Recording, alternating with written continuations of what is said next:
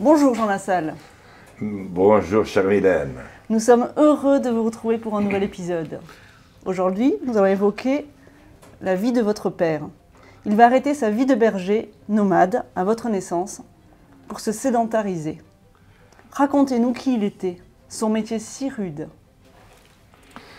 Pour se sédentariser, parce qu'il était précisément transhumant, nomade toute la vie. Il reprendra d'ailleurs, plus tard, parce qu'on ne peut pas faire autrement, le métier de transhumance. Parce que les bêtes habituées à la transhumance dans les hauts pâturages l'été et dans les plaines l'hiver se purgent, n'attrape pas toutes les douves, tout ce qu'il y a sur l'herbe rabattue tous les jours. Et elle tombe malade, donc il l'a repris. Papa est certainement l'un des, ou peut-être, est le seul homme que j'ai vraiment admiré au monde.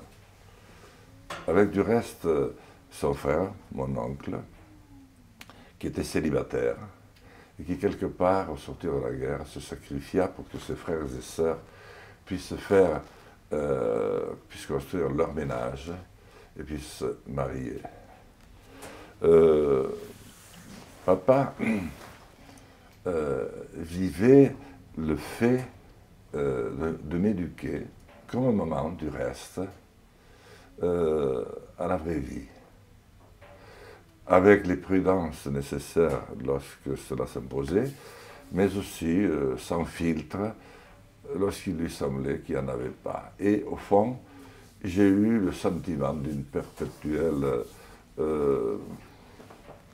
intuition. Papa était heureux, de nature. J'ai pourtant vu tant de malheurs s'abattre sur lui. Il chantait. Il avait des anecdotes pour illustrer des faits difficiles à faire passer. Il n'apportait jamais de reproches sur le vif.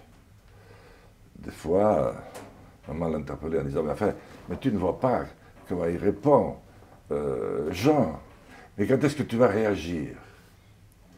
C'est au bout de 4 ou 5 jours que papa me disait, lorsque nous étions seuls, « Ah, aujourd'hui, tu es mieux, Jean. » Tu vois, il y a 4 ou 5 jours, là, devant maman, je t'ai trouvé un peu juste. Tu n'étais pas tout à fait au top. Mais ça faisait beaucoup plus d'effet que s'il m'avait balancé une mornifle sur le coup. Je n'avais pas envie de entendre ça, de le revoir ainsi. Mais il n'était pas non plus, c'était presque sur un ton badin. Voilà, papa a créé une ambiance telle que nous nous sommes tous sentis co-responsables de la vie de la maison. Ce qui fait que ma sœur Ginette, qui avait 2 ans de moins que moi,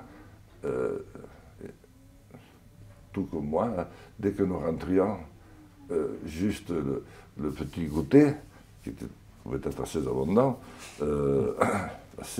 nous partions chercher tantôt les chèvres qui s'étaient échappées très loin, tantôt des vaches qui auraient dû rentrer, qui n'étaient pas rentrées,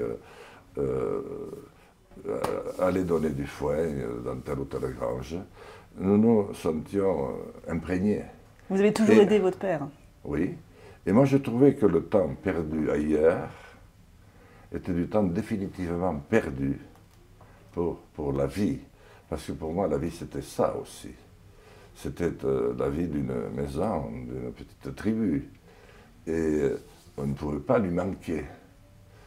C'est peut-être une manière qui a éveillé le sens de la responsabilité, voulu et engagé. Oui, papa avait des images. C'était un homme qui avait beaucoup lu, et je me suis toujours demandé comment, mais qui connaissait l'Antiquité, qui en parlait, mais sans vouloir en mettre plein les yeux. Et il avait souvent cette image, le berger est comme le marin. Ils sont tous les deux confrontés aux éléments les plus merveilleux, mais aussi les plus indicibles de la vie. Et j'aurai l'occasion d'y revenir. J'ai compris progressivement ce qu'il voulait dire. Donc, quelle est la place du père aujourd'hui dans la famille? Comment la considérez-vous? Je vais peut-être parler d'abord de la mienne, parce qu'on Oui, parle bien sûr. beaucoup plus facilement de la place des autres que de la sienne. J'ai voulu la mienne la plus ressemblante possible. Sauf que moi aussi, j'étais berger d'une certaine manière, par mes départs quotidiens, permanents.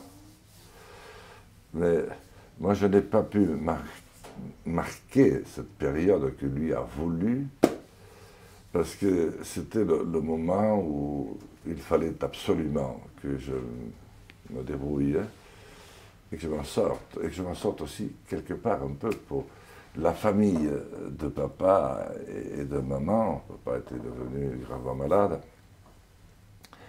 Et puis pour la mienne, qui s'éveillait.